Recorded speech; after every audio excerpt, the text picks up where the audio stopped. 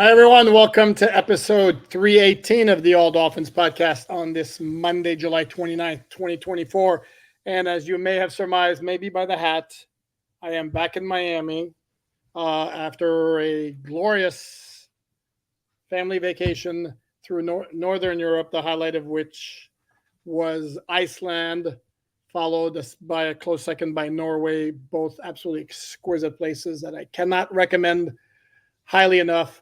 But fun time, playtime's over. Now it's full blast Dolphins. Attended my first training camp practice today, and rough go for the offense. We'll discuss that with my guest host for today, Dave Hyde from the South Florida Sun-Sentinel. First off, Dave, how are you? Welcome back. I'm sure you're speaking Norwegian by now, aren't you? Actually, maybe Icelandic, but man, those things were tough. They would show us words and like, go ahead, try pronouncing it. And yeah, no, not going to do it. Not going to happen. Before we talk about what we saw at practice today, the updates on what's going on with the Dolphin training camp, the reaction to Tua's new contract, because it's the first time Dave has appeared on the podcast since the news. We'll do a very brief history lesson. I don't want to completely abandon those, even though we haven't spent as much time recently as we did previously. But we have to mention 2018, related to episode 318, which was the year of the Miami Miracle, which occurred December 9th, 2018 against the New England Patriots, which was, even before that play, a great game. Back and forth, the Dolphins pretty much staying with the eventual Super Bowl champion Patriots, and it looked grim, to say the least, after Steven Gronkowski kicked a field goal to make it 33-28 with 10 seconds left and a kickoff, and then the play that will be remembered for quite a while. I had it in my top 100 plays in Dolphin history. I believe I may have had it at number 2 or number 3. Wow. Yeah. The game itself wasn't consequential is the problem. Correct. The play decided the game, though. It was the drama of it all. So it's too bad. If it happened in a big game, it would be number 1. Oh, absolutely. No, I know, and it was crazy. And we should mention that the author of the touchdown on the play, Kenyon Drake, recently announced his retirement via Instagram after 8 seasons in the NFL. Played for the Ravens last, before that with the Cardinals. They got a cup of coffee with the Raiders. Always seemed like the kind of guy who it was always like a matter of time before he really becomes a complete stud running back in the NFL, and never really materialized.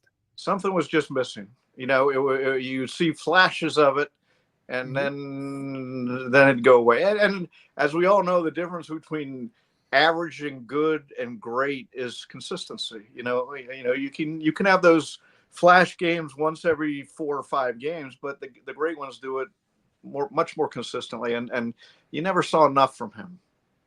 No, I agree. And that win at the time put the Dolphins in contention, turned a playoff spot, and then went south on the rest of the regular season. That led to the end of the Adam Gase regime as Miami Dolphins head coach, to be replaced by the guy who was the defensive coordinator for the Patriots, victimized by the Miracle Miami, one Brian Flores. And by the way, Dave, I don't know if you'd agree with this. My number 1 play in Dolphins history happened in a loss, but I put it there for the combination of uniqueness combined with the stakes at the time, and that's the hook and lateral from the epic playoff game against San Diego. Yeah, it's hard to argue because of right before half, they connect on that, and I wasn't there. I'm old. I'm not. But I wasn't in Miami at the time. But you talk to players, and even the whole halftime locker room, they're hearing through the old Orange Bowl, ceiling and walls, the crowd from that play, and it was a great game, and it was a great play in the great. So I'd have to agree with you. That has to be number 1. I would think off the top of my head that's number 1. Yeah, and again, the uniqueness of it, they have the ball like it's, I think it's the 40 or the 45-yard line of the Chargers. They had been down 24-0. Now it's 24-10. You're thinking, okay, well, you'll go down 24-10, and then when David Woodley throws a completion in the middle of the field to Duriel Harris, you're not thinking what's coming. And then again, I think it was Don Crick, he was the NBC announcer at the time, and he referred to it instantly as like a Hall of Fame play, and it was absolutely brilliant. I don't know if it had ever been done before, maybe, probably, but again, the circumstances and the fact that it's a play that you never saw, I mean, it was absolutely brilliant. Yeah, the Marino, the spike play for trick plays and all that is up, it's somewhere in there, but, probably right after the Drake touchdown, that whole calamity of events, the Miami Miracle, as it became known as. So I'd probably put it after that. If I remember, and sometimes I don't, because that's what happens with age, I will put the link to the top 100 plays in Dolphin history as ranked by little old me, who actually started watching. The first Dolphin game I ever watched was in 1971, was a Christmas Day Classic against the Kansas City Chiefs. Saw a whole bunch of games through the 1970s, even though I was living in Montreal, Canada, because the affiliate, the NBC and CBS affiliates at the time, would just pipe in a whole lot of Dolphin games. They were the team there, not Buffalo, which was closest, because Buffalo sucked at the time.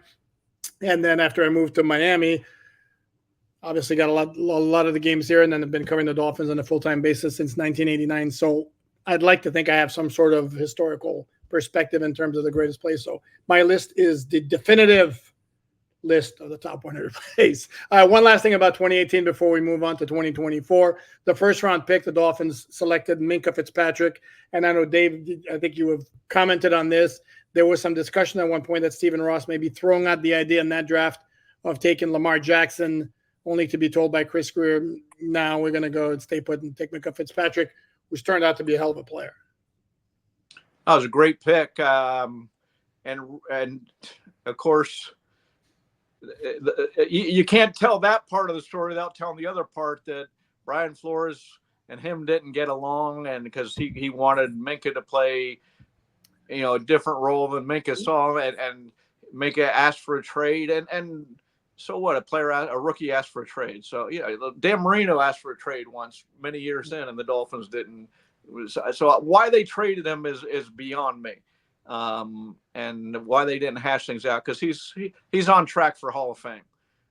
So Correct. That's one they got right. Now, the Lamar Jackson thing, what they should have done is what Baltimore did, trade up into the end of the first round. And that way it would have been a blockbuster draft of Minkah and Lamar Jackson, and you're set. But they decided they didn't want Lamar Jackson. For Correct. A lot of reasons, for the reason a lot of other teams didn't. Baltimore had the foresight and the flexibility, mental flexibility of taking on Lamar Jackson and sculpting the offense around him, and look what's happened.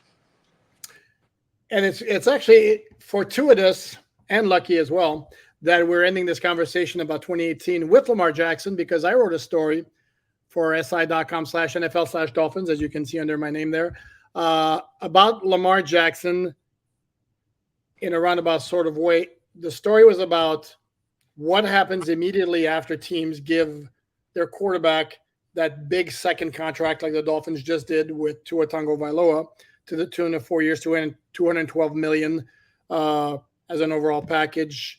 The guarantee came in at $130 million something. Basically, more or less, the Dolphins are kind of sort of tied to Tua for the next 3 years, after which they could potentially have an out if they chose to go that route. But in doing the research, I looked at 8 recent contracts. Again, these are quarterbacks who got a second contract from the team that drafted him. And that includes Patrick Mahomes, Josh Allen, Joe Burrow, Justin Herbert, Jalen Hurts. I'm going to forget Kyler Murray. I had my list somewhere and I forgot it. Kyler Murray, Daniel Jones. And out of those 8, basically the only one whose team's fortunes did not go down, and sometimes dramatically, in that season immediately after the extension, was the aforementioned Lamar Jackson, who signed his contract extension last year. And the Ravens, you're giving me a look like you're not believing my Well, I was expecting it to be Patrick Mahomes. Are you talking like a one season or I'm talking the first season after. Correct. Okay. I'm talking the first season after the extension. Okay. Well, in Patrick Mahomes, I think the Chiefs went. I mean, they were like 14-1 with him as a starter to like 11-3. So it's not like, and the Bills went from 13-3 with Josh Allen as a starter in 2020 when he got the extension to 11-5 or 11-6 in 2021, and then they played that playoff game at Kansas City. But the bottom line remains, and this is a fact, pure fact, no opinion whatsoever. Generally speaking, that first year after quarterback gets a big extension on a second contract, it dips. So this is, and I'm not saying that's what's going to happen with Tua. I'm just throwing it out there that that's the history of things. And there could be different circumstances involved every time. Joe Burrow this year, for example, got hurt. Justin Herbert got hurt. Even though Burrow's record wasn't as good as it was last year. Before he got hurt, Herbert's record was bad this year, even before he got hurt. So I'm just pointing that out because to me it was interesting to note. You and I both spoke before the extension that we both were along the lines of, and most of the media members in South Florida, whose opinion I have seen divulged publicly, were in favor of having Tua play on the fifth-year option. That's not how it played out. The Dolphins were all in on Tua and going all out for Tua. Yeah, I'm of two minds. One is I still think the thing would have been there. I'd be queasy to quote Joe Philbin, given this contract. Okay, I get why they did it. I understand why they did it. They felt that, for many reasons, but he got paid a lot of money, and it is a 3-year program, and I the first 2 years are comfortable. He's 5% of the salary cap this year, of course, because that's just how it works with the salary cap and spreading things out. And then he's what I wrote this down. He's 15%. 15% next year. 15.2% next year. This is according to Over the Cap. Okay.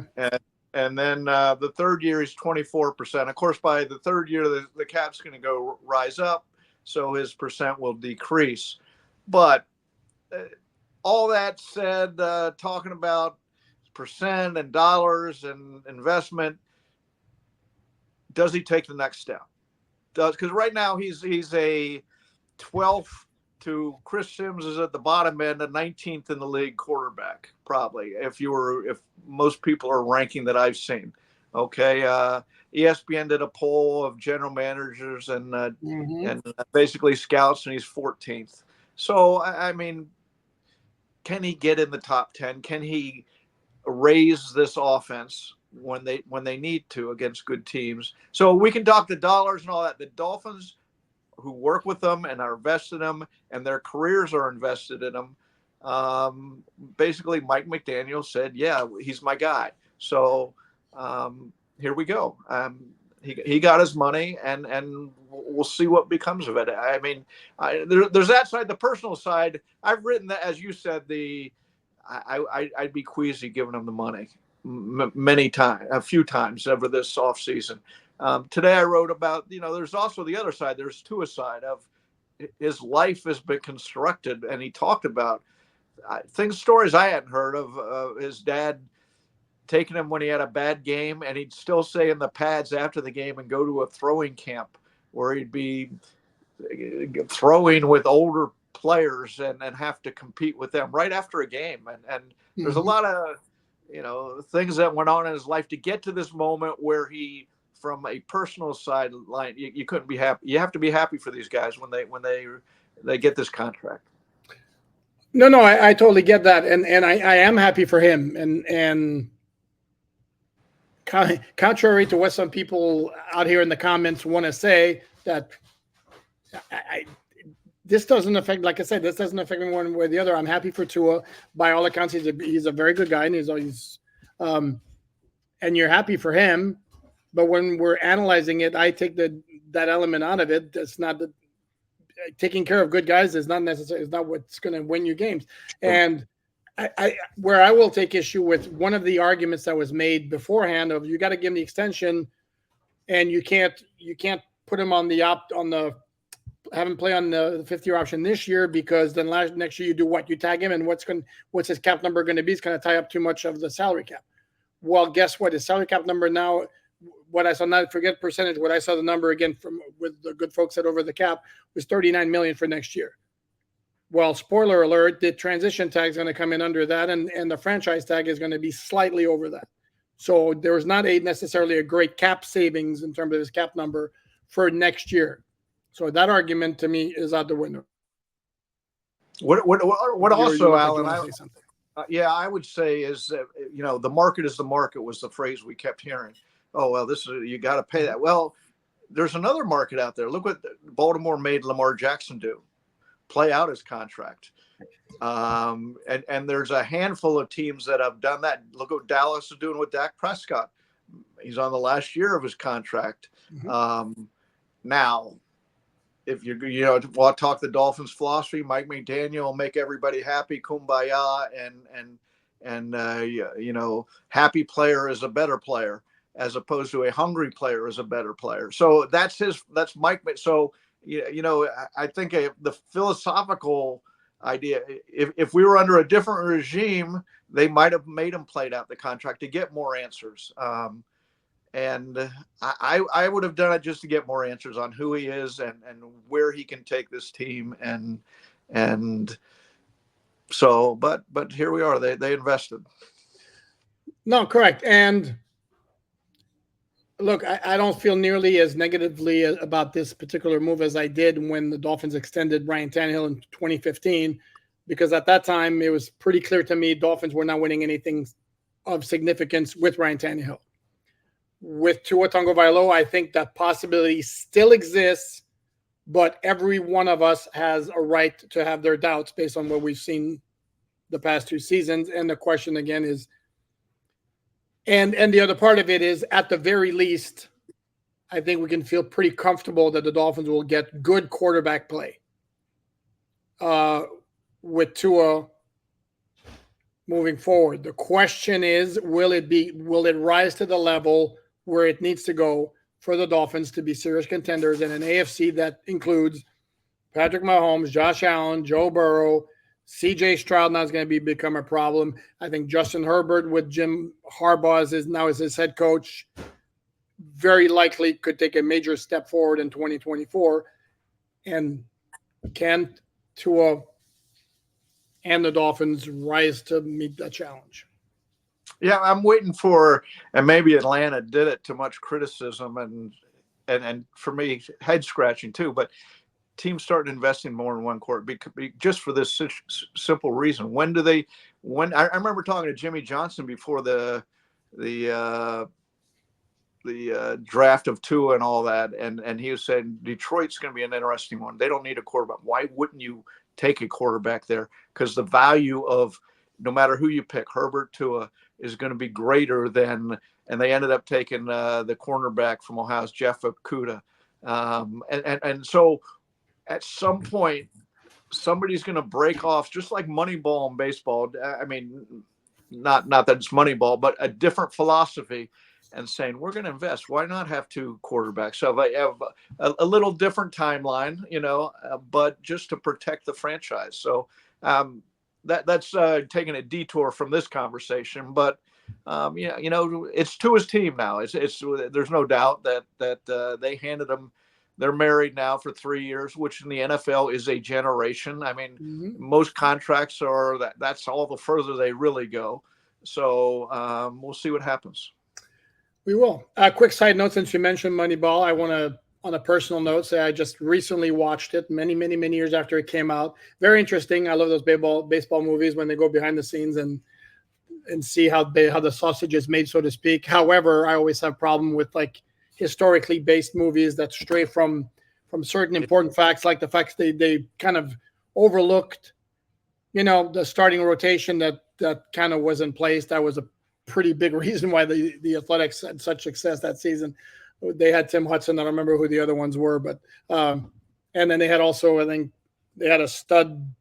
Zito was the left-hander. Yeah. Barry Zito was also, I think it was Eric Chavez also had like big numbers as a hitter. They kind of like glossed over that. So, but it was entertaining nonetheless.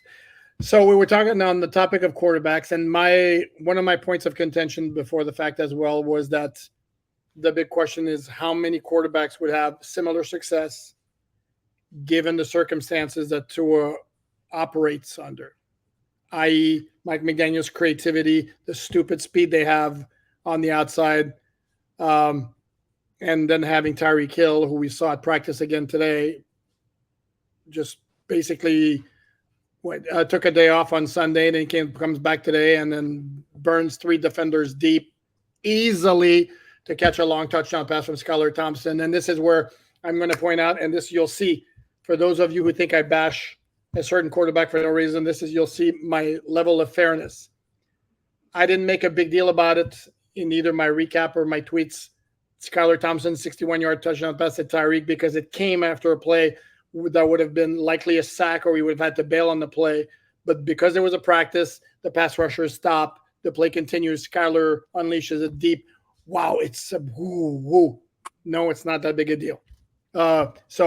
When I say that about Tua, I'm going to say that about Skylar as well. That having been said, go ahead. Well, I'm just going to put an addendum to that. Overreacting to every long pass in training camp and practice seems to be the motif right now that goes on. And I'm like, my God, if I did this with Marino in practice, oh man, it'd be like, it'd be nonstop tweeting So look, they're practicing. Nobody's getting hit. It's nice. They're doing their thing. They're getting better. They're improving their trade, getting timing down, etc. Don't go crazy over it all. No, and then I'll make a big deal out of a play that's either like to me, like when I use, like I see certain journalists whose name I will not mention talking about a dime on a 50-yard bomb when the guy's open by 10 yards. Jan, now, if the guy's well covered and they can only put in one place and that's where he puts it, yeah, that's a big deal. Or if the receiver has to make a crazy adjustment over his shoulder, yeah, that's a big deal. Or if it's a tight window throw between defenders, yes, you make a big deal. But a dime to a wide open wide receiver in practice, sorry. And that was the case with Skylar today. Go ahead. Yeah, here's what I go to practice, and you can't do it in a single practice, but over the training camp. What are they doing to beat Buffalo? What are we seeing out there? Where have they shored up areas or found what can I extend? Because if I'm Mike McDaniel or Chris Greer or Tua, or that's what I'm saying. Okay, what are we developing out here because they're the team we got to beat to get where we want to go. They're the first team.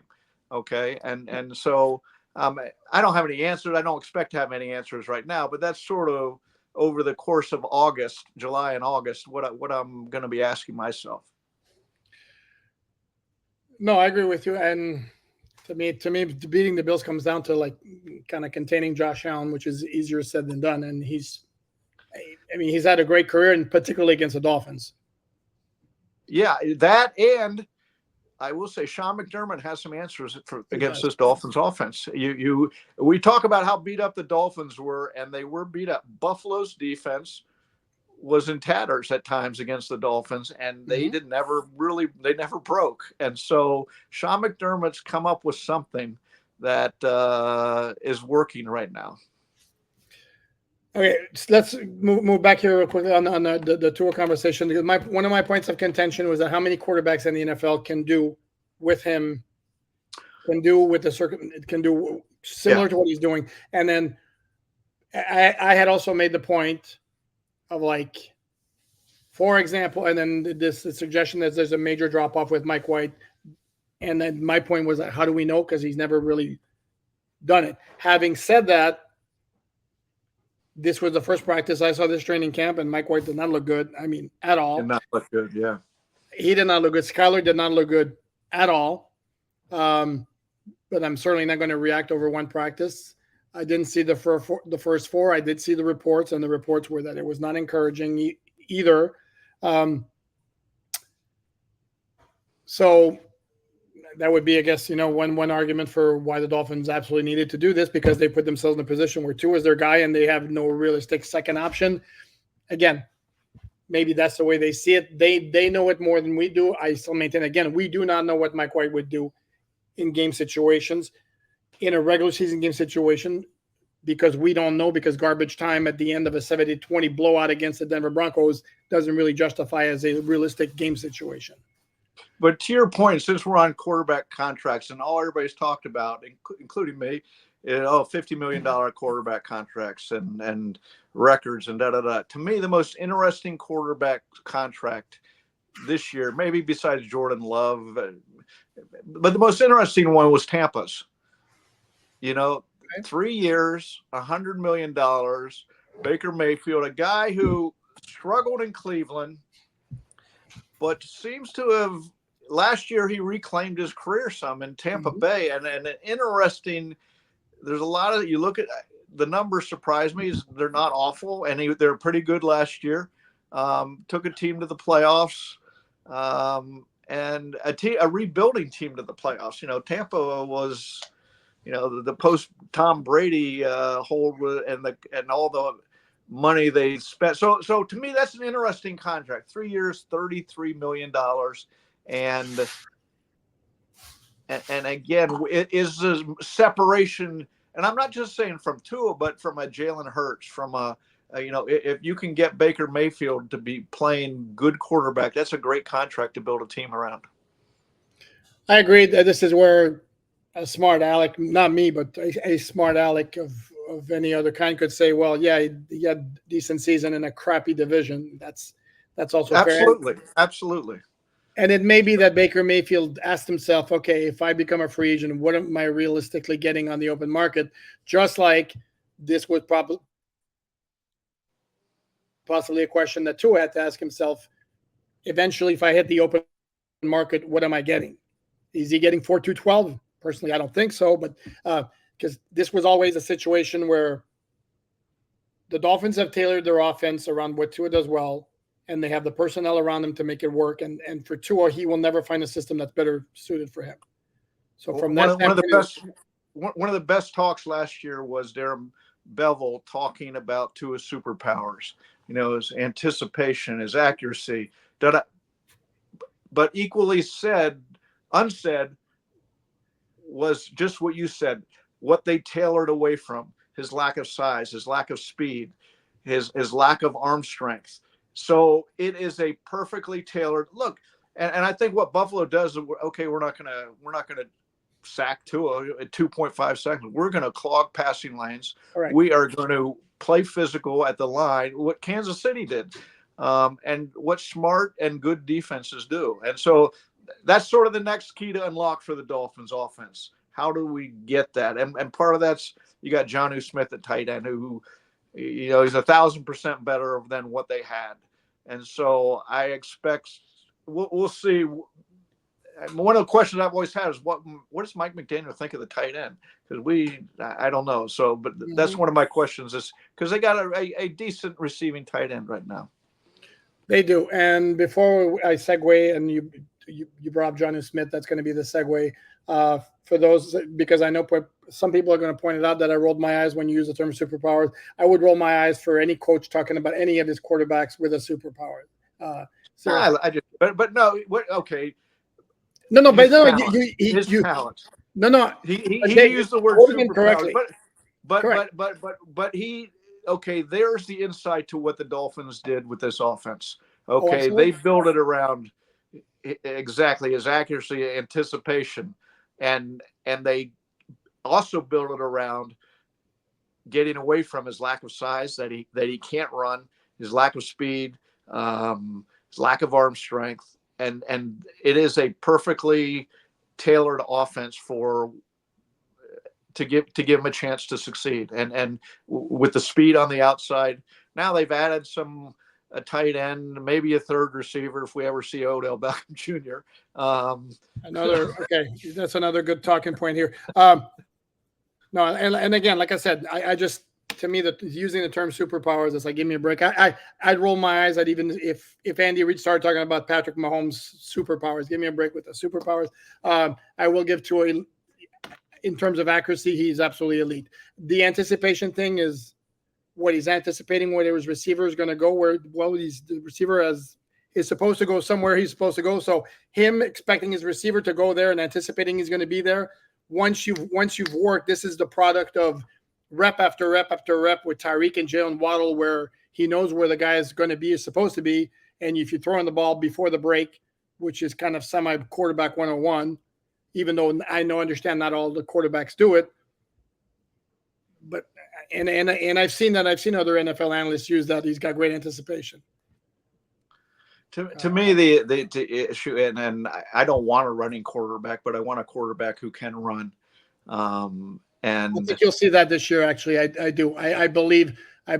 First of all, he's very clearly lighter than he was. You can, even though it's very small snippets, like his movement. I hate to use that term. His movement almost looked labored last year. I mean, whereas this year looks like he's moving a lot more fluidly. Well, he's not fast. Even when he was light, he's not fast. So do you want him running? We're a year removed from people saying he should retire because of concussions. I don't want him. I get there's strategic or time to pick to run, but it's not going to be Josh Allen. It's not even going to be Dak Prescott, where you can create plays with your legs. Once in a while, there'll be an open lane and you run and slide. I get it, but you're not doing quarterback sneaks and you're not running as designed plays. I agree. No, I agree, but I think his ability to extend plays, I think, is going to be significantly better this year. So you mentioned Jonnu Smith, and I want to touch on him. Now, the possibility exists that he could be dealing with some sort of minor injury. We don't know. We do know Cam Smith was injured, left the practice early on Sunday, was not out there on Monday.